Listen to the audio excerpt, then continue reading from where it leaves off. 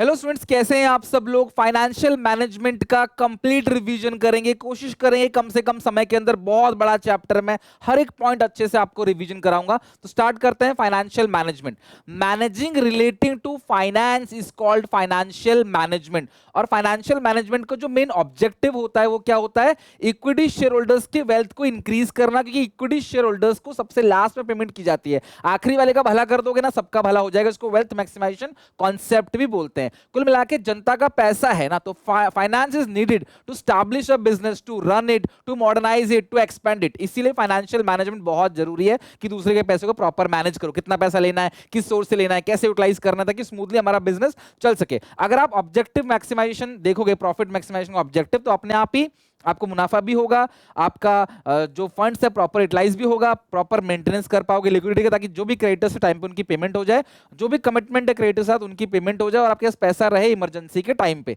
These four objective automatically gate achieve जब आप profit maximisation करोगे। किसका? शेयर होल्डर्स की वेल्थ को मैक्सिमाइज करोगे, तो अपने आप ही ऑब्जेक्टिव पूरे हो जाएंगे। फाइनेंशियल मैनेजमेंट का काम क्या है कि कितना फिक्स एसेट होगा, कितना करंट एसेट होगा, उसका साइज क्या है, कॉम्पोजिशन क्या है, ये डिसाइड करना। कितना लॉन्ग टर्म, कितना शॉर्ट टर्म फंड्स रेज करोगे, डिसाइड करना। डेट और इक्विटी से कितना रेज करोगे, कितना डेट से कितना इक्विटी से। और पी&एल के अकाउंट के जितने भी आइटम होते हैं, डेबिट क्रेडिट, जो भी ऑपरेटिंग एक्सपेंस है, वो सारी चीजें डिसाइड करना फाइनेंशियल मैनेजमेंट का रोल है। ध्यान रखो, रोल ऑफ फाइनेंशियल मैनेजमेंट। अगला है फाइनेंशियल प्लानिंग, मोस्ट इंपोर्टेंट है, लिख लो, पेपर में आएगा ही आएगा। फाइनेंशियल प्लानिंग और केस स्टडी में आएगा। Essentially preparation of financial blueprint. ध्यान रखना, ये फाइनेंशियल ब्लूप्रिंट है किसी भी ऑर्गेनाइजेशन का फ्यूचर ऑपरेशन के लिए। और ऑब्जेक्टिव क्या है फाइनेंशियल प्लानिंग का? कि सही समय पे सही पैसा हमें मिल जाए, यही फाइनेंशियल प्लानिंग है। राइट टाइम पे ऐसा ना हो कि हमारे पास पैसा ना हो। It means deciding in advance how much to spend, कहां खर्च करना है, कितना पैसा खर्च करना है, आपके पास कितना पैसा है, उसके अकॉर्डिंग इसके अंदर आता है। आप डिसाइड करोगे भैया कि हमारे ऑपरेशन स्मूथली चलेगा तो हमें कितने पैसों की जरूरत है, वो पैसा किस सोर्स से आएगा, और प्रॉपर बनाएंगे पॉलिसी उस पैसे का यूटिलाइजेशन के लिए। फाइनेंशियल प्लानिंग का जो इंपॉर्टेंस है, बेनिफिट है, वो क्या बेनिफिट है? सबसे पहले ऑप्टिमम फंड्स कलेक्ट करने में हेल्प करता है, मोस्ट एप्रोप्रिएट कैपिटल स्ट्रक्चर बनाने में हेल्प करेगा, पैसे को सही प्रोजेक्ट में लगाने में हेल्प करेगा, और पैसे का प्रॉपर यूटिलाइजेशन करेगा, और कोई भी शॉक सरप्राइज जो है ना, उससे हमें बचाएगा। और ये आज की फाइनेंशियल रिक्वायरमेंट को फ्यूचर की फाइनेंशियल रिक्वायरमेंट से लिंक भी करेगा। फाइनेंसिंग डिसीजन 3 होते हैं, ध्यान रखना, इन्वेस्टमेंट, फाइनेंसिंग और dividend decision. Long term investment decision को कैपिटल बस्टिंग डिसीजन भी बोलते हैं।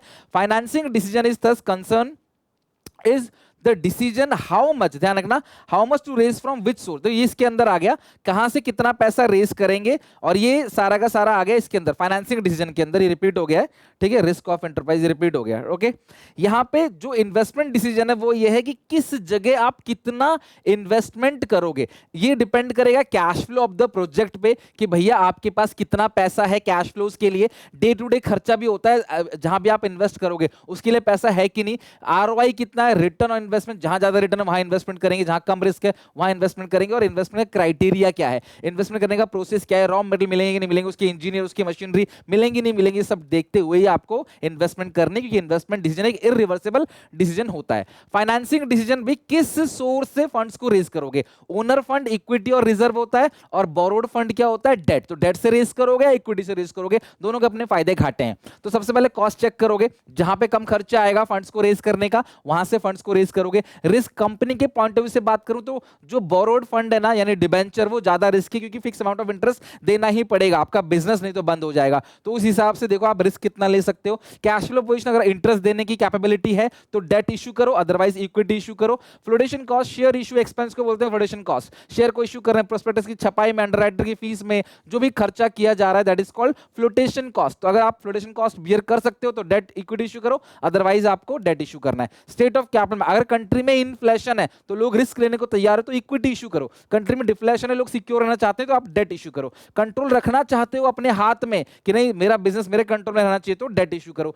कोई बात नहीं, कंट्रोल को जाने दो तो फिर आप इक्विटी इशू कर लो। अगर आपका पहले से फिक्स ऑपरेटिंग कॉस्ट बहुत ज्यादा है, हाई फिक्स ऑपरेटिंग कॉस्ट है पहले से आपका, तो उस सिचुएशन के अंदर आप डेट और इश्यू मत करो, इक्विटी इश्यू करो, अदरवाइज आप डेट इश्यू करो। डिविडेंड डिसीजन, कितना पैसा जनता को बांटना है और कितना पैसा बचा कर रखना है। ये जो इन्वेस्टमेंट डिसीजन है नए ब्रांच को डिसाइड करता है, फिक्स एसेट खरीद रहे हो, मशीन खरीद रहे हो, उसके बारे में बात करता है। ये बात करता है सोर्स ऑफ कैपिटल के बारे में, कहां से फंड रेज करोगे, डेट या लोन, है ना। रेशियो डेट और इक्विटी की जहां बात होगी वो फाइनेंसिंग डिसीजन है। कितना पैसा पब्लिक में बांट दोगे और कितना पैसा बचा लोगे, retain earning, that is called dividend decision. कितना पैसा बांटना है, हाई अर्निंग है हाई डिविडेंड, लो अर्निंग है लो डिविडेंड। आप डिविडेंड स्टेबल रखना चाहते हो कि यार मैं कुछ भी कमाऊं मेरा डिविडेंड फिक्स रहना चाहिए, तो आप ज्यादा डिविडेंड बांटो, अदरवाइज कम बांटो। कैश फ्लो पोजीशन अच्छी है तो बांटो डिविडेंड, नहीं तो पैसा बचा लो।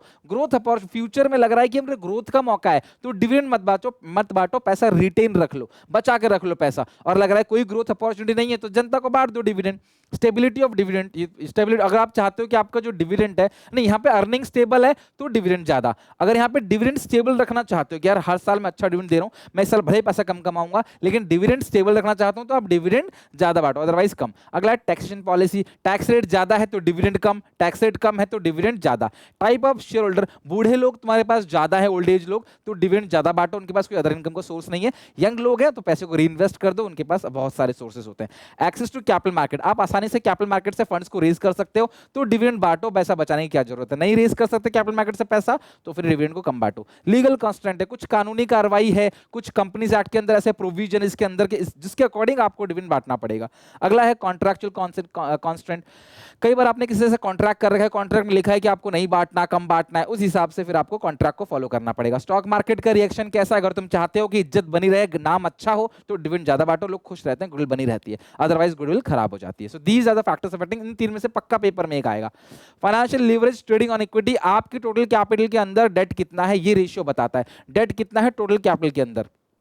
और ध्यान रखना फेवरेबल फाइनेंशियल लीवरेज क्या होता है, आप अपने कैपिटल स्ट्रक्चर के अंदर जितना ज्यादा डेट ऐड करोगे आपका अर्निंग पर शेयर बढ़ेगा। डेट ऐड करने से अर्निंग पर शेयर तभी बढ़ता है जब आपका रिटर्न ऑन इन्वेस्टमेंट ज्यादा है रेट ऑफ इंटरेस्ट से। ध्यान रखना रिटर्न ऑन इन्वेस्टमेंट ज्यादा है रेट ऑफ इंटरेस्ट से, यानी कॉस्ट ऑफ डेट कम है, रिटर्न ज्यादा है, 5% उठा रहा हूं 10% दे रहा हूं तो मैं डेट इश्यू करूंगा। लेकिन अगर तुम्हारा आरओआई कम है और रेट ऑफ इंटरेस्ट ज्यादा है तो इस सिचुएशन में तुम्हें इक्विटी इश्यू करना चाहिए। इक्विटी इश्यू करने से तुम्हारा अर्निंग पर शेयर बढ़ेगा। तो डेट ऐड करने से अर्निंग पर शेयर तभी बढ़ता है जब आरओआई ज्यादा हो, और डेट ऐड करने से अर्निंग पर शेयर घट जाएगा कब, जब आपका आरओआई कम होगा। तो ध्यान रखना more debt will result increase in earning only when rate of earning यानी रिटर्न ऑन इन्वेस्टमेंट जो है वो ज्यादा है जब रेट ऑफ इंटरेस्ट है। एनसीईआरटी क्या कहता है, with higher use of debt the difference between ROI and cost of debt increases EPS. This is a situation of favourable financial leverage, जहां पे डेट ऐड करने से अर्निंग पर शेयर बढ़ता है, उसको बोलते हैं favourable financial leverage. Capital structure बताता है डेट और इक्विटी का रेशियो। तो कैपिटल स्ट्रक्चर को अफेक्ट करने वाले फैक्टर्स कौन कौन से हैं, कैपिटल स्ट्रक्चर बेसिकली बताता है कि प्रपोर्शन ऑफ डेट कितना है और इक्विटी कितना है। बिजनेस को चलाने के लिए डेट और इक्विटी का प्रपोर्शन कितना है। कैश फ्लो पोजीशन अच्छी है तो डेट का प्रपोर्शन ज्यादा रखना, इक्विटी का कम। रिटर्न ऑन इन्वेस्टमेंट, अगर आरओआई ज्यादा है रेट ऑफ इंटरेस्ट से तो डेट का प्रपोर्शन ज्यादा रखो, आरओआई कम है रेट ऑफ इंटरेस्ट से तो इक्विटी का प्रपोर्शन ज्यादा रखो। कॉस्ट ऑफ डेट, अगर कॉस्ट ऑफ डेट का मतलब क्या है, इंटरेस्ट, अगर इंटरेस्ट रेट ज्यादा है तो भैया इक्विटी इश्यू करो, इंटरेस्ट रेट कम है तो डेट इश्यू करो, मतलब अपनी कैपिटल स्ट्रक्चर में डेट ज्यादा रखो। टैक्स रेट ज्यादा है तो आपने डेट रखना है, बिकॉज डेट सबसे चीपर होता है। डेट पे इंटरेस्ट जाता है वो इनकम टैक्स को हमारा कम कर देता है, कॉर्पोरेट टैक्स कम कर देता है। तो भैया अगर टैक्स रेट ज्यादा है तो डेट इश्यू करो, टैक्स रेट कम है तो आप इक्विटी इश्यू कर सकते हो। कॉस्ट ऑफ इक्विटी, अगर इक्विटी को इश्यू करने कॉस्ट ज्यादा है तो डेट इश्यू करो, और कम है तो फिर आप इक्विटी इश्यू करो। फ्लोटेशन कॉस्ट ज्यादा है तो डेट इश्यू करो, यानी कि अपने कैपिटल स्ट्रक्चर में डेट ज्यादा रखो। फ्लोटेशन कॉस्ट क्या होता है, share issue expense. Risk, company के लिए ज्यादा रिस्की कौन होता है, डेट। तो डेट ज्यादा रिस्की है तो ये ध्यान रखना है कि अगर आप रिस्क नहीं लेना चाहते तो इक्विटी इश्यू करो, रिस्क ले सकते हो तो फिर अपने कैपिटल स्ट्रक्चर में डेट रखो। State of capital market, inflation अगर है तो इन्फ्लेशन की सिचुएशन में आप इक्विटी रख सकते हो अपने कैपिटल स्ट्रक्चर में ज्यादा, और डिफ्लेशन की सिचुएशन में डेट। कंट्रोल रखना चाहते हो तो डेट इश्यू करो, कंट्रोल नहीं रखना चाहते तो दे दो इक्विटी। फिक्स ऑपरेटिंग कॉस्ट अगर तुम्हारा हाई है तो और मत इश्यू करो डेट, फिर इक्विटी इश्यू करो, और फिक्स ऑपरेटिंग कॉस्ट कम है तो डेट इश्यू करो। ये बिल्कुल फाइनेंसिंग से बिल्कुल मैच खाता है, बस वहां इश्यू करने की बात होती है, यहां पे रखने की बात होती है, इतना डिफरेंस है। इंटरेस्ट कवरेज रेशियो और डेट सर्विस कवरेज रेशियो, ये दोनों अगर ज्यादा है इसका मतलब आपके पास प्रॉफिट ज्यादा है, आपका फिक्स ऑपरेटिंग कॉस्ट कम है, तो उस सिचुएशन में आपने क्या करना है, डेट इश्यू कर सकते हो, अपने कैपिटल स्ट्रक्चर में डेट ऐड कर सकते हो। और ये दोनों कम है तो अपने कैपिटल स्ट्रक्चर में डेट नहीं इक्विटी ऐड करना है। फिक्स कैपिटल और वर्किंग कैपिटल, फिक्स एसेट्स को खरीदने के लिए उधार हमें चाहिए फिक्स कैपिटल, और वर्किंग कैपिटल चाहिए करंट एसेट्स को खरीदने के लिए। अगर मुझे बड़ी चीजें खरीदनी तो लंबे समय के लिए उधार लूंगा, कैपिटल मार्केट में लूंगा, फिक्स कैपिटल की रिक्वायरमेंट है वो। और मुझे छोटे समय के लिए पैसा चाहिए, रॉ मटेरियल वगैरह के लिए चाहिए, स्टॉक के लिए चाहिए, तो मैं कहां जाऊंगा? वर्किंग कैपिटल यानी कि मनी मार्केट के अंदर। तो कौन कौन से फैक्टर्स जो बताते हैं कि आपको फिक्स कैपिटल रिक्वायरमेंट कितनी होगी, कम या ज्यादा? अगर आपका बिजनेस एक मैन्युफैक्चरिंग बिजनेस है तो आपको फिक्स कैपिटल रिक्वायरमेंट ज्यादा होगी, रिटेल वालों को फिक्स कैपिटल रिक्वायरमेंट कम होती है। स्केल ऑफ ऑपरेशन बड़ा है, फिक्स कैपिटल रिक्वायरमेंट ज्यादा होगी। स्केल ऑफ ऑपरेशन छोटा है, फिक्स कैपिटल रिक्वायरमेंट जो है वो कम होगी। टेक्निक ऑफ प्रोडक्शन, अगर आप कैपिटल इंटेंसिव टेक्निक यूज करते हो तो फिक्स कैपिटल रिक्वायरमेंट ज्यादा होगी, लेबर इंटेंसिव टेक्निक यूज करते हो तो फिक्स कैपिटल रिक्वायरमेंट कम होगी। टेक्नोलॉजी अपग्रेडेशन, नई नई टेक्नोलॉजी अपग्रेड कर रहे हो तो फिक्स कैपिटल रिक्वायरमेंट ज्यादा होगी। पुरानी टेक्नोलॉजी से काम चला रहे हो तो भैया मशीन चाहिए ही नहीं, फिक्स कैपिटल रिक्वायरमेंट कम होगी। ग्रोथ प्रोस्पेक्ट, फ्यूचर में मौका है ग्रोथ करने का, लग रहा है कि फ्यूचर में चांसेस है ग्रो करने का, तो फिक्स कैपिटल रिक्वायरमेंट ज्यादा होगी। कोई चांस नहीं ग्रो करने का तो भैया चाहिए ही नहीं पैसा, फिर तो कम होगी। एसेट ऑन लीज, अगर तुम्हें किराए पे 50-60 साल 20-30 साल के लिए किराए पे एसेट मिल जा रहा है, तुम क्यों फिक्स कैपिटल खरीदोगे? तो फिक्स कैपिटल रिक्वायरमेंट कम होगी। लीज पे नहीं मिल रहा भैया, खरीदना ही पड़ेगा तो फिक्स कैपिटल रिक्वायरमेंट ज्यादा होगी। कोलैबोरेशन, अगर दो कंपनी मिलकर कोई काम कर रही तो फिक्स कैपिटल रिक्वायरमेंट कम होगी, अकेले करोगे तो फिक्स कैपिटल रिक्वायरमेंट ज्यादा होगी। डाइवर्सिफिकेशन, नए नए प्रोडक्ट बना रहे हो, नई नई चीजें ला रहे हो तो नई नई मशीन भी चाहिए होगी, फिक्स कैपिटल रिक्वायरमेंट ज्यादा होगी। एक ही प्रोडक्ट बना रहे हो, कोई डाइवर्सिफिकेशन नहीं करे तो फिक्स कैपिटल रिक्वायरमेंट क्या होगी? कम होगी। फैक्टर्स अफेक्टिंग वर्किंग कैपिटल, कौन कौन से फैक्टर्स है जो वर्किंग कैपिटल कम या ज्यादा बताएंगे? सबसे पहला length of operating cycle. Operating cycle, जिस दिन आपने कच्चा माल खरीदा, फिनिश गुड्स में बनाया, इन्वेंटरी मेंटेन किया, बेचा, बेच के पैसा आ गया, ये पूरी साइकिल को बोलते हैं ऑपरेटिंग साइकिल। ये जितना बड़ा होगा वर्किंग कैपिटल रिक्वायरमेंट उतनी ज्यादा होगी, जितना छोटा होगा वर्किंग कैपिटल रिक्वायरमेंट उतनी छोटी होगी। नेचर ऑफ बिजनेस, होलसेलर को ज्यादा चाहिए है ना वर्किंग कैपिटल, और जो मैन्युफैक्चरर जो रिटेलर है उसको वर्किंग कैपिटल कम चाहिए, वो कम माल रखता है। बड़ा स्केल ऑफ ऑपरेशन है वर्किंग कैपिटल ज्यादा, छोटा स्केल ऑफ ऑपरेशन है वर्किंग कैपिटल कम। इन्फ्लेशन है तो वर्किंग कैपिटल ज्यादा चाहिए, इन्फ्लेशन में लोग डिमांड ज्यादा करते हैं, ज्यादा माल रखना पड़ेगा, वर्किंग कैपिटल ज्यादा। डिफ्लेशन है, मंदी है दुकान में, कम माल रखो, वर्किंग कैपिटल कम चाहिए। टेक्नोलॉजी और प्रोडक्शन टेक्निक, अगर आप टेक्नोलॉजी और प्रोडक्शन टेक्निक, अगर आप लेबर इंटेंसिव से काम कराओगे वर्किंग कैपिटल ज्यादा चाहिए, मशीन से काम कराओगे वेस्टेज कम होता है, वर्किंग कैपिटल कम चाहिए। फ्यूचर में ग्रोथ प्रोस्पेक्टस है तो वर्किंग कैपिटल ज्यादा चाहिए, कोई ग्रोथ प्रोस्पेक्टस नहीं तो वर्किंग कैपिटल कम चाहिए। क्रेडिट अलाउड, तुम ग्राहक को उधार देते हो तो तुम खुद उधार लेना पड़ेगा, वर्किंग कैपिटल ज्यादा चाहिए। अगर तुम उधार नहीं देते ग्राहक को, स्ट्रिक्ट क्रेडिट पॉलिसी है भैया हमें नगद दो, तो वर्किंग कैपिटल हमें कम चाहिए। अगर तुम्हें उधार मिल जाता है वर्किंग कैपिटल कम चाहिए, तुम तो खुद उधार माल ले आते हो, तुम्हें वर्किंग कैपिटल चाहिए ही नहीं, बैंक के पास जाके हाथ क्यों जोड़ोगे स्टॉक के लिए, तुम तो खुद उधार माल ले आते हो दुकानदार से, तो वर्किंग कैपिटल कम। और अगर तुम्हारे पास क्रेडिट अवेलेबिलिटी नहीं है, तुम्हें कोई उधार नहीं देता, वर्किंग कैपिटल रिक्वायरमेंट ज्यादा। अवेलेबिलिटी ऑफ रॉ मटेरियल, तुम्हारे आसपास रॉ मटेरियल इजीली अवेलेबल है, जब तुम्हें माल चाहिए होगा तुम जाकर तुरंत ले आते हो, तो वर्किंग कैपिटल रिक्वायरमेंट कम होगी। लेकिन जहां तुम दूर से लाते हो, इतनी जल्दी माल मिलता नहीं रॉ मटेरियल, तुम्हें इकट्ठा बहुत सारा माल खरीदना पड़ेगा, वर्किंग कैपिटल रिक्वायरमेंट ज्यादा होगी। अवेलेबल है तो कम, नहीं है तो ज्यादा। एक्सटेंट ऑफ कंपटीशन, मार्केट में बहुत कंपटीशन है तो माल भर भर के रखना पड़ेगा, वर्किंग कैपिटल ज्यादा है। कंपटीशन नहीं, अकेले हो तो थोड़ा माल रखो तो भी चलेगा, वर्किंग कैपिटल रिक्वायरमेंट कम होगी। दैट्स इट, गला बैठ गया मेरा, बहुत फटाफट रिवीजन कराया, सो दैट कि आपका एक क्विक रिवीजन कम समय में हो जाए, क्योंकि आप आगे के चैप्टर्स भूलते चले जाते हो, पीछे के चैप्टर भूलते चले जाते हो जब आप आगे जाते हो। ये सीरीज बनाने का पर्पस सिर्फ ये कि क्विकली रिवीजन हो जाए उन बच्चों को जिन्होंने पूरा सिलेबस पहले से पढ़ रखा है। This is not for first time, this is for complete fast track revision. मिलते हैं नेक्स्ट वीडियो में नए चैप्टर साथ, टेक केयर, बाय बाय। यहाँ तक पढ़ के जरूर आना।